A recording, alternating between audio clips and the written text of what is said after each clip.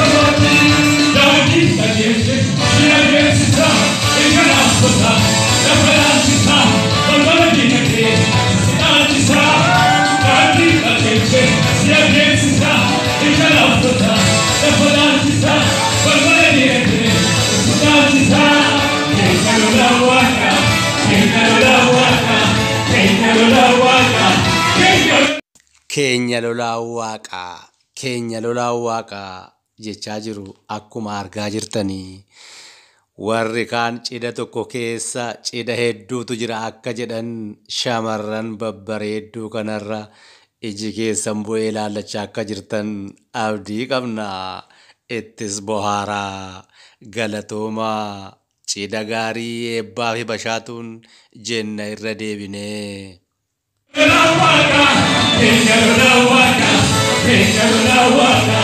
Keenya lolaa waaqaa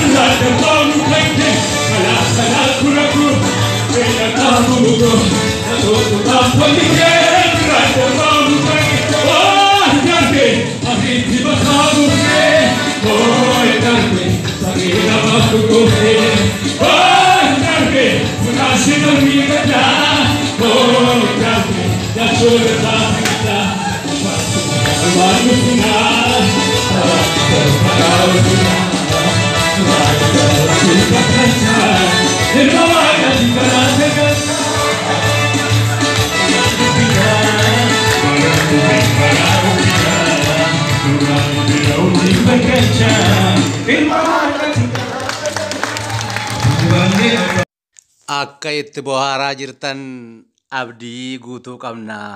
Eeyyee akkasittiin cidha eebbaa fi bashoo shambaa gochaa oolle dhugaa dubbachuuf taanaan guddaa nama gammachiisa. Amma dhuma viidiyoo kanatti yoo turtan irra caalaa itti bohaartu. Eeyyee ahaa eeyyee itti bohaaraa.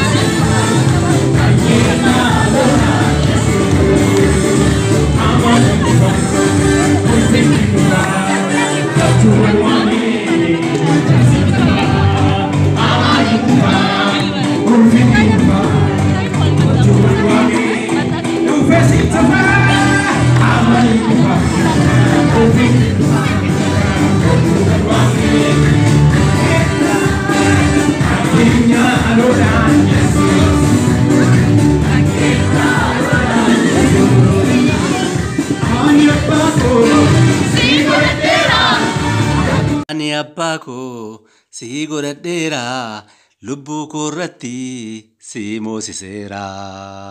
Ani abbaa koo si godhadheera lubbuu koo irratti si moosiseera. Waaw! Akkasittiin kolfaa cidha kana dhugaa dubbachuuf taanaan kan bareechitan hundi keessan guddaa galatoomaa. Eeyyee galata qabdu dhugaadha. Agadhumaatti yoo turtan ammallee kana caalaa itti bohaartu guddaa itti gammaddu.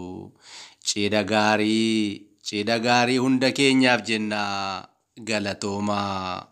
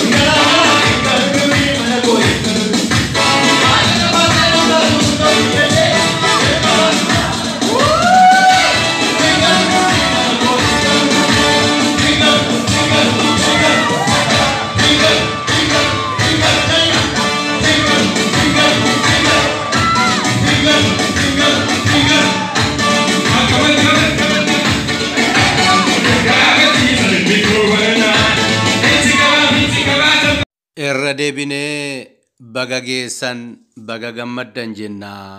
Lama ta'aa ciisaa sadii ta'aa ka'aa jenna. Cidha gaarii amma kanatti aansuudhaan gara sirna qubeelaa deemna. Sirna qubeelaa waliin haa hordofnu. Isa kanaan dura darbetti akkatti gammaddan akkatti bohaartan abdii qabna. Amma immoo isa kanaan duraa caalaa sirriitti itti bohaaruuf jirtu. Cidha gaarii, guyyaa gaarii, gammachuu gaarii hundi keessan akkasitti waan bareechitaniif guddaa galatoomaa lammii koo.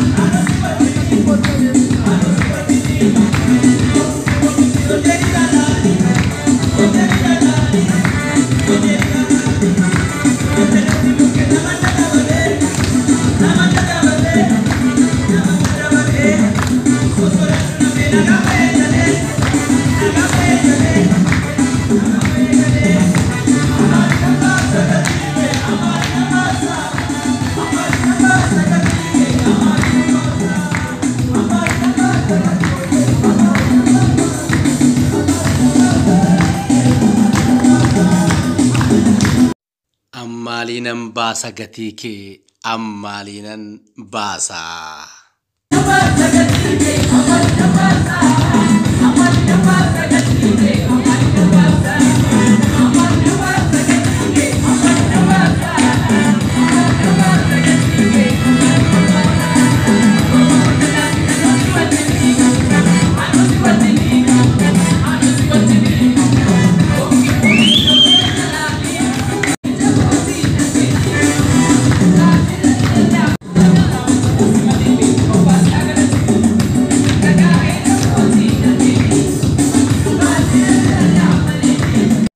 Haala ajaa'ibaa fi guddaa nama gammachiisu kana fakkaatuun cidha har'aa geggeessaa oolle.